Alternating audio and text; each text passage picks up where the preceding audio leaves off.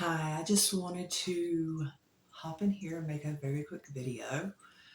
It was actually inspired by an old Instagram video that I posted several years back, probably about 4 or 5 years back. Um, but I really don't see a lot of people bringing this up to the forefront of service dog handlers' attention, so that's why I'm kind of recycling an old post and maybe updating it a little bit. The topic of that post was, does your service dog know what it's supposed to do if you become unconscious or non responsive when you're out and about? Now, clearly, there are some people that this is something that they think about because they have conditions where this is something that is more at the forefront of their mind. Now, some of those dogs are trained very well to do a variety of tasks, and sometimes they're not. I've actually been at group meetups as well as individual meetups with other handlers, and they believed that their dog was trained to either go get help or to assist them whenever they were down, but that's not what happened. Um, in one instance, when a handler was having an epileptic seizure, the dog just completely freaked out. And I do mean freaked out. Um, this was at a larger meetup, and I have several people in my family who have seizures, so I went to see what I could do to assist because everybody else was kind of uncertain. But the main thing that was the issue was the dog. It was not calm, it was not under control, and we actually had a difficult time trying to assist the handler because the dog was so anxious. And the sad thing is, the dog was allegedly trained to go find help. Well, there was no need for help because we were all there. The dog was not calm. It was not doing any tasks. It literally was the whale eyes, the panting, the drooling. The dog was stressed. And when we tried to bring this up to the handler later on, that this dog needed to have different training for when she goes out, she was a little bit dismissive.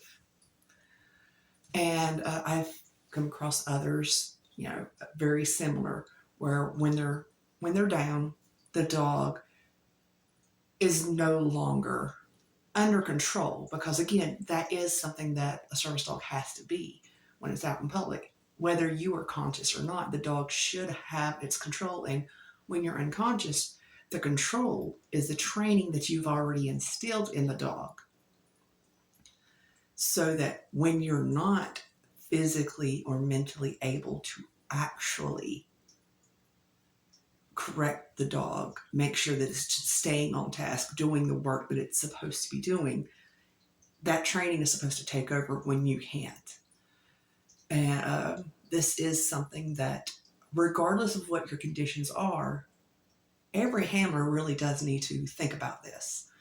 Um, for instance, what if you have a stroke? And you don't have to be an old person or a medically frail person to have a stroke. Strokes, heart attacks, stuff like that, they tend to happen out of nowhere a lot of times. So even if you're not someone who passes out on a regular basis or someone who has seizures, your dog still needs to be trained on what to do in case you become unresponsive, so that your dog is not an impediment when first responders try to assist you, or even Joe Schmo from down the street that just happens to see that you've fallen out.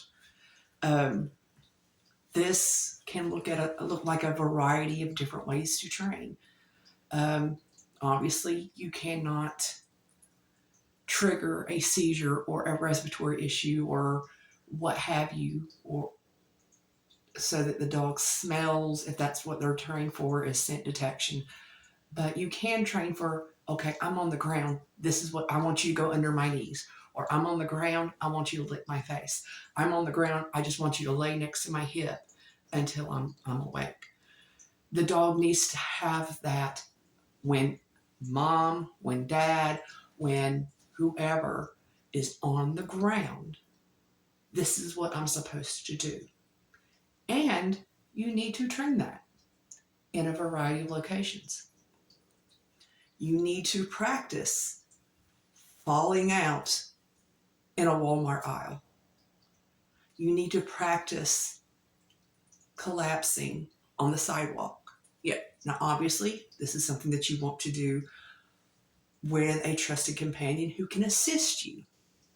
And perhaps they can take over the training as you're unconscious or non-responsive, so that that assistant is the one that's saying, okay, go under mom's legs. Okay, go over here and put pressure on mom's arm, or, put your head up underneath her arm and just cuddle with her until she wakes up. So, like I said, that's really something that I don't think a lot of handlers really think about when they're going about their daily training regimen. So that's something that, if you haven't, or even if you think that your dog was trained for this, but you've not actually practiced it or put it into practice in recent weeks, much less months, go ahead and add that to your training regimen. Or, okay, we're going to have a service dog meetup, and there's going to be 4 of us going to the zoo. Okay, we're going to have Allie pretend to pass out. How does her dog react? How do our dogs react to Allie being on the ground? Because that's something else. How are our dogs reacting if someone else has a medical issue? And that's not the, oh, my dog's going to be able to alert to everybody else's diabetes or heart conditions. No, it's persons on the ground. Is that going to freak your dog out? Because this is not something that a lot of people actively train for. And sadly, you don't realize that until the oops, I guess that's something that slipped through the cracks comes around.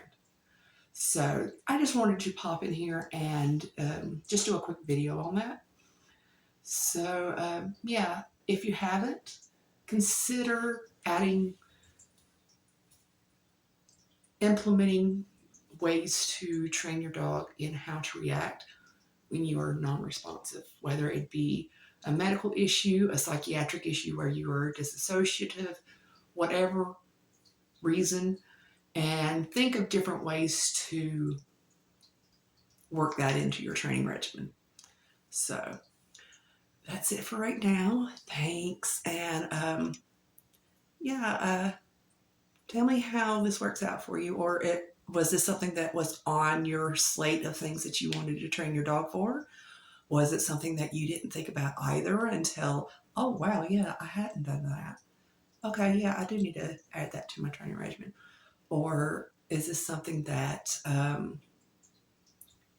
you've seen implemented, both the good and the bad, went out with other handlers?